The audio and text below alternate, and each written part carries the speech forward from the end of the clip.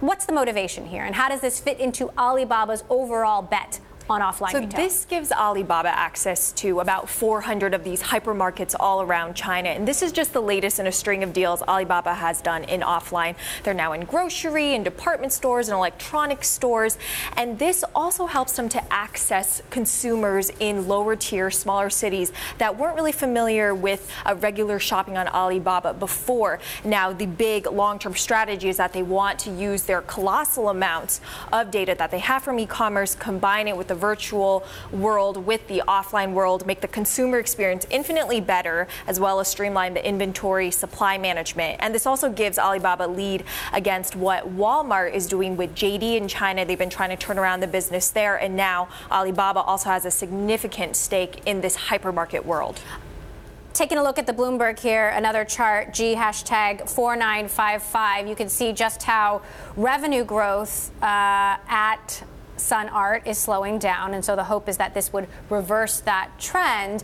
Bob, any coincidence you think about them announcing it during the big week for U.S. retailers and Amazon especially? No, obviously not. I mean, but I think we do have to be very careful about comparing what happens in China and what happens in the U.S., right? I mean, we've talked about this before. I mean, you know, there's certain things that will fly in China that would not fly in the U.S.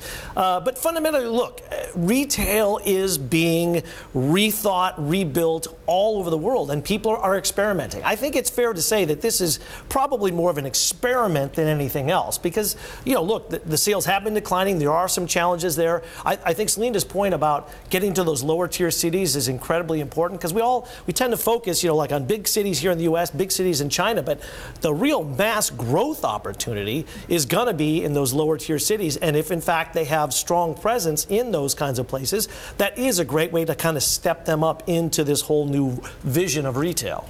Talk to us, Selina, about the experiences that they're trying to create in the physical stores that they do have as a sort of enticement to get shoppers to get out and go shopping, right, essentially. I think Bob made a great point. Part of it is an experiment. They have these Hema supermarkets where it's a cashless experience. You check in, check out through their mobile payments app. They combine it with their Alipay mobile app as well. But at the same time, it's a very expensive experiment. They've already invested billions and billions into this. They don't see it. They see it as much more than just an experiment. But it's also not a direct comparison to what Amazon is trying to do with Whole Foods. Exactly. Whole Foods, Kohl's, like, you know, it's not unheard of that something like this would happen in the United States. Definitely. But at the same time, the offline experience in China is woefully worse than what it is in the U.S. Whole Foods is already a pretty great shopping experience in China.